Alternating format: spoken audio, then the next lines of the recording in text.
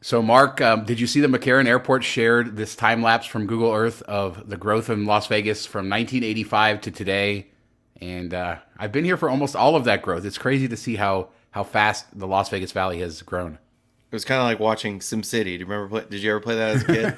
Yeah, You just absolutely. put down some green patches and then stuff pops up. So yeah, it was pretty cool to see expanded, and it's like in a valley, and you see mountains, and they're just pushing out, and they're kind of running out of real estate in between the mountains, really. Yeah, they just keep pushing out further and further. And I wish you could get the time lapse from like the 60s because then it would be even more dramatic. But Vegas has grown, keeps growing. Viva Las Vegas.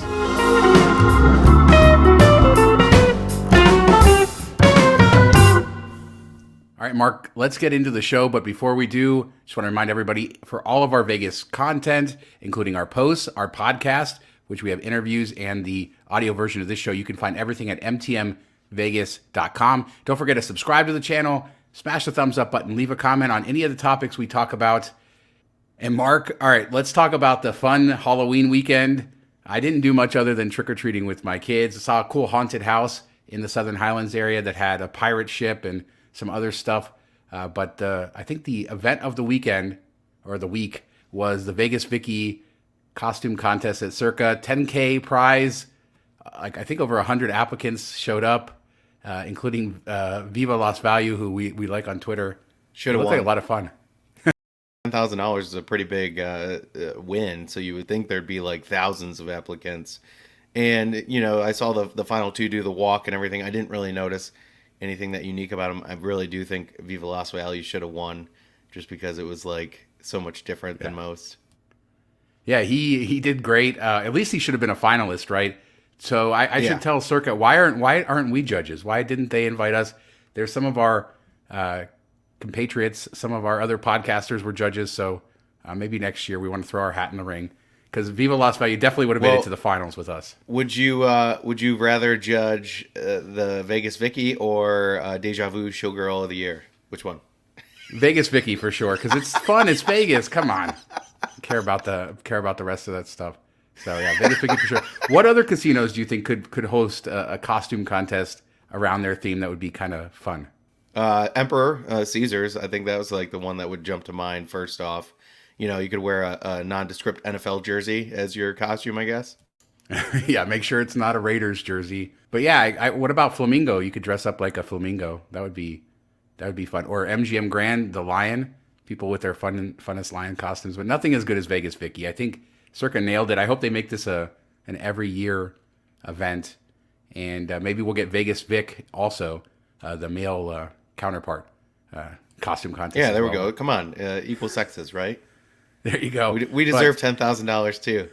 despite but yeah, I mean, thanks to Viva Las Value for representing all us males in the Vegas Vicky contest. He did a good job, and I mean, one person walked away with $10,000. She had a great costume. There were some really cool ones with lights and glow sticks, and even somebody made a big mask. Like it was very impressive how much they went through for these costumes. So good on them. It seemed like they stuck to the more like straight laced outfit, like the most representative of what they were shooting for. So, which kind of depressed me. I feel like it should go to the person that puts in the most effort and does something unique. But that's why we need to be judges, I guess. Yeah, and this is just the first year, right? So this is a baseline to build off of, and hopefully they do it. So yeah, Circa, if you're out there watching, we'd be more than happy to come and throw a hat in the ring if you want us. Let's talk about a lot of stuff because there's a lot more to talk about in Vegas. Like we're chock full of news this week. I did want to mention to people out there, if you like us talking, we also have our Miles and Points podcast, the MTM podcast. You can find that at mtmpodcast.com or just search Shawn Coomer or Miles to Memories in your favorite podcast app. You can find that. And we also have our link for Travel Freely if you want to learn about diving into Miles and Points, traveling for free, getting free hotels, flights, stuff like that. You can find that in the description. Let's talk about record gaming revenue. Well, first, Mark, before we do that, the mask mandate was rumored to go away November 1st. That's not happening. We got guidance I can't. yesterday. I can't believe it's still a thing. Like I thought for sure it'd be gone. Like I thought it'd be gone a long time ago, and I can't. It's amazing that it's dragging on, in my opinion. Yeah, I mean, so Clark County is still in a substantial transmission state, which means between 50 and 99 new cases per 100,000. are positive. So we're better than we've been, but still not where they want. And they said the mask mandate stays in effect. And I imagine it's probably going to go on for a little while here. But it's not affecting anything as far as revenue, record gaming revenue on the Strip for the last few quarters. Here it goes. Casinos on the Las Vegas Strip set an all-time quarterly record during the third quarter by collecting $2.1 billion in gambling revenue. That's coming from the Gaming Control Board. And the previous record was $1.8 billion. So that was in 2006. Vegas is back. Yeah, it's crazy. But they're still not making money. So it's bizarre. We've seen over the last few years, Vegas kind of shift away from gamblers. Like they're not trying to bring in as many gamblers. They're more of a, entertainment, foodie type of mecca. And this has kind of shifted it back more to gaming. And, they're still showing, I know we'll talk about Caesars in a minute, that's still showing a net loss. But they're still struggling to keep up with that type of stuff, like the restaurants and the hotels and everything. So people are coming to gamble. I don't know if that's, fueled by locals or people coming from California and stuff, but it doesn't seem like the rest of the stuff is kind of caught up. And it is interesting to see it kind of paradigm shift from where Vegas was going, away from gambling to now gambling is kind of driving things. Yeah, it's a big switch back and forth, right? We had the days of the loss leader where the casino was king, and then the last 20 years the casino hasn't been. But what's really crazy is what's driving this is slot machine revenue, sports betting revenue. So in September, slot wins were $355.3 million. That's a 15% increase over 2019. And overall for the quarter, $897.5 million for the slots. Yeah, I mean, just astronomical numbers. So people are not only coming to gamble, but they're taking the lowest odd options. They're playing the stupid crane games. I guess the stadium slots are paying off, or whatever. The moving to that and away from table games have been working for them.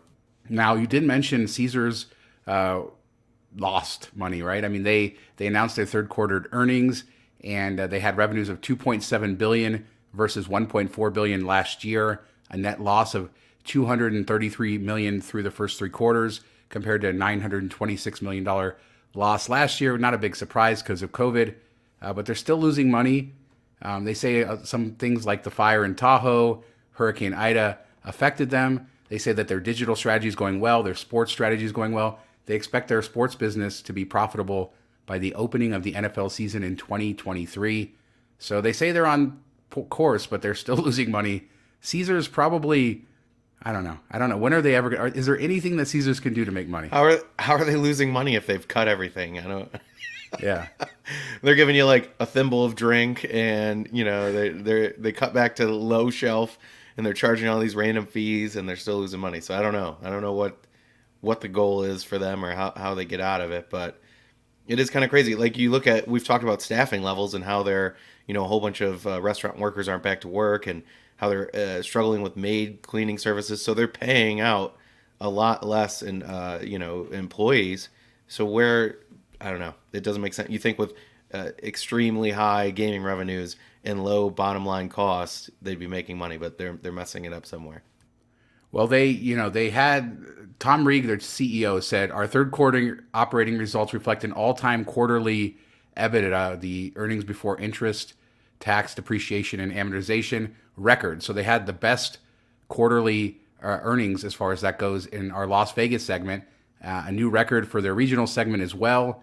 And then they're encouraged by the Caesar Sportsbook stuff. So they did show some really good, strong signs of revenue.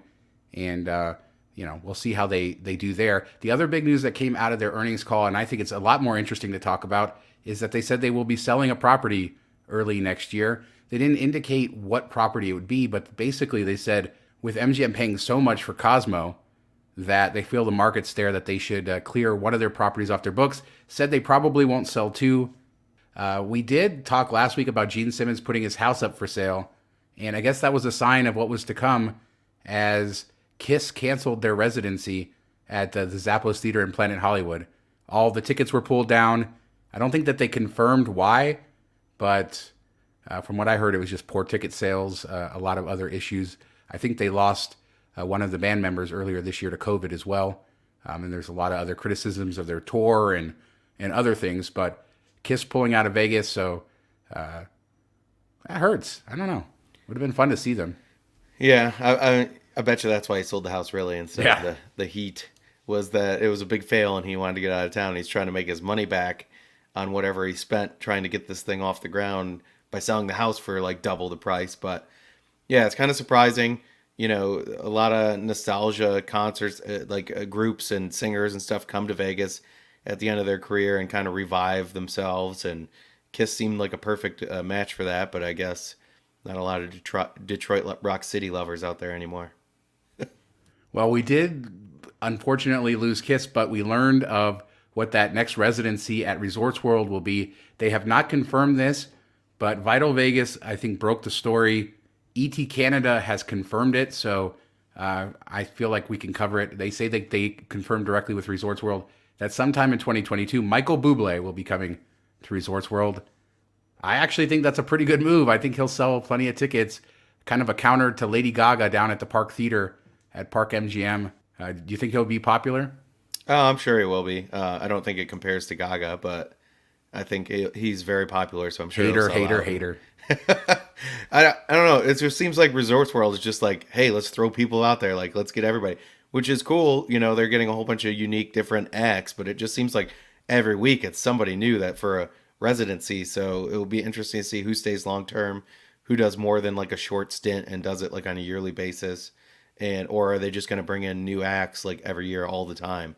And I mean, that wouldn't be such a bad thing. It'll keep them in the news and keep people interested in it versus, hey, you go here to see Wayne Newton, that's the way it is forever type of thing. So I don't know. It seems a little bit different than what most Vegas places are doing. Well, we're talking about Resorts World because we can't go a show without talking about them, even though just a little segment this week. They did drop a bunch of offers for locals. So 35% off rooms, different discounts at different restaurants, especially during the week, free entry to the Zook nightclub on Thursday nights. They put up a website too, rwlocals.com. Ladies' night. Yeah, rwlocals.com. I looked at the hotel rates and it really is a discount, 35% off. So the cheapest rates I was able to find for the Hilton were $64 a night before resort fee. So I think that works out to be about $125 all in. Not terrible. Conrad was only $71, so $7 more for the Conrad. So Crockford's a little bit more, and I'll play some video of some prices as I'm talking about this. But yeah, it's definitely a discount. I mean, $64 for the brand new Hilton in Las Vegas. If you're a local, I don't know, I'd consider it. Am I wrong to say the $7 isn't worth it for the upgrade to Conrad? Or I think so. Well, if you're a Hilton Diamond, you're going to get that extra breakfast credit. That's true. That's true. You're going to get another, $20 in breakfast credit. So for two people. So overall, so yeah, you definitely maybe want to do that. The room is bigger. I think for $7, I would pay to stay at Conrad. Unlike you. Although I have not slept at Hilton, so maybe I need to do that. Even though I've been in the rooms there, I have slept at Conrad. I guess stayed at Crockford. So I do need to lay my head in the pillow there. So maybe I'll do it. But that resort fee, I mean, it's $64, but it's like $125 really when you factor in the resort fee. Yeah, that's crazy. Yeah. Speaking of locals, the Vegas housing market is sort of crazy. We talked last week with the Gene Simmons thing. There was a story this week that rents are at record highs now in Las Vegas. For a one bedroom is averaging $1,800 a month. A two bedroom, $2,000 a month. Rents are up 30% year over year just in 2021. Kind of a huge issue facing Las Vegas for people moving here and stuff like that. But what I found was interesting, and this was sort of a national story. Did you see it, Mark? Zillow announced earlier this week that they are going to stop buying houses temporarily. And then the next day they said they're just going to stop buying houses altogether because they have so many houses that are underwater that they bought over the last year. So it may be a sign that the market is starting to hit that top. Zillow has more data than anybody else on the housing market, and they couldn't even make a profit flipping houses. That does seem kind of sad on their part. And maybe it feels like they timed it wrong. They should have started buying like 2 years ago, and they'd be making a ton of money. But I didn't even know Zillow was into buying houses. I thought they were just a thing you go for like marginally okay information on the housing market, or to kind of scroll through listings. But I don't know. There's the estimates always off according to realtors, so maybe they were basing their purchases on that, and it didn't work out so well. No, I doubt that they were doing that. So what Zillow does is they sell leads to real estate agents. So they're collecting so much data from the people searching and from what people want. So imagine that every time somebody goes to Zillow and they search Las Vegas, a zip code, what type of bedrooms they want, what type of house, they're collecting all of that data. And then they thought that they could use that data to find the right neighborhoods and the right houses. And I think something like in Vegas, they have something like 500 houses, but they have houses underwater in multiple markets now, including Phoenix and elsewhere. So yeah, it just didn't work out for them. But they have been a data aggregator, I think, since the mid 2000s, and that's where they make a lot of their money. Not from you visiting the site, but from selling your data, your behavior history, your leads. If you fill out a form there, they'll sell it to a bunch of realtors, a bunch of loan officers, stuff like that. But they are underwater, so watch the housing market. Let's see how it goes. It's certainly not going to be like 2008, 2009, but we may have hit the top at least for now, and we'll keep you guys up to date on that. Out to Henderson now, Mark, and the Dollar Loan Center. Oh, God, I can't believe I even said that out loud. That's the new arena. That's going to be our arena football team and our Henderson Silver Knights minor league hockey team. It's not too far from my house. They sold out the naming rights to a payday loan place. Their website is don'tbebroke.com. As classy as can be. But I did a walk there the other day, and man, that building is ugly. It looks like they cut costs wherever they could, so there's very few windows or glass. There's a big dispute now between the neighbors about how much signage they can put on and the brightness of the sign. I say they should slap this thing with as many signs as they can. I'll throw up some video here. It is ugly for an arena. It looks like a big office building that's going to be an arena. Just with the naming, I had such high hopes for this place. I'll still see some sporting events there, but they messed this up in every possible way, the city of Henderson, from the name to the design to everything else. And even the neighbors are upset. Yeah, anytime it's called Dollar Loan, it's probably not going to be good. They got it from the bargain bin. They went to the dollar store. And remember, Mark, there is a Dollar Loan Center inside the Dollar Loan Center. So it's an arena that will have a payday loan place inside of it. This is what we've come to out here in Henderson. I mean, I guess it's an improvement over what was there. And yeah, I'm not happy about the name, but there you can see what it looks like. It's almost done. The outside is almost finished. Not so excited about this. I have not gone from excited about something to less excited about something more than with this project. And speaking of new projects, there is one more I wanted to talk about. That's Las Vegas Sands, who sold the Venetian. They all want to get into New York City, Flushing Meadows, right where the Mets play. They want to build a casino there, the third casino in New York. What do you think? I think the whole thing's a little bit strange because I thought they wanted to get out of the U.S. market, or maybe it was just the Vegas market, and they were going to try to focus international where they were making most of their money anyway. But I've been to the area. I've ridden the subway out there to go to a Mets game. It's not a good area. Like, there's nothing there. The U.S. Open's there, which is used a couple times for a couple weeks a year. Met Stadium, and then it's like automobile shops and dumps and nothing until you get to like Flushing, which is a couple miles away, and there's a small downtown there. So maybe it's a good thing because it'll bring something more to the area, and people that go to the baseball games, there's no reason to go there early or to stay after. So maybe this will give them something to do, and it could kind of perk up the area, but it's going to need a lot of help because there's not much going on. Well, Las Vegas Sands had said they wanted to develop a casino in Texas, but that never came to fruition. They didn't vote on it this past year, so that's still many, many years away. This is the third casino license in New York. MGM owns Empire City in Yonkers, and then there's Resorts World over in Queens as well. And none of the casinos in New York are allowed to have sports wagering or table games until 2023. So, it's a few more years until they can do that.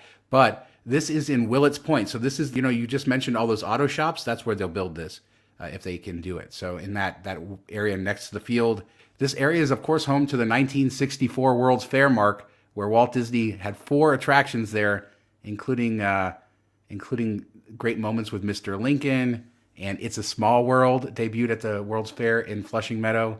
So it's a historic place, and what better way than to sully it with a casino, right? Drop a casino on it. Walt Disney is rolling over in his grave.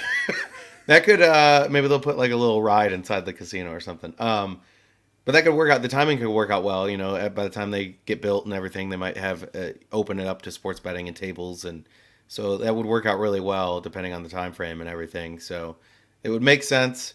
I'm sure the land compared to like most of New York is somewhat cheap because there's nothing there.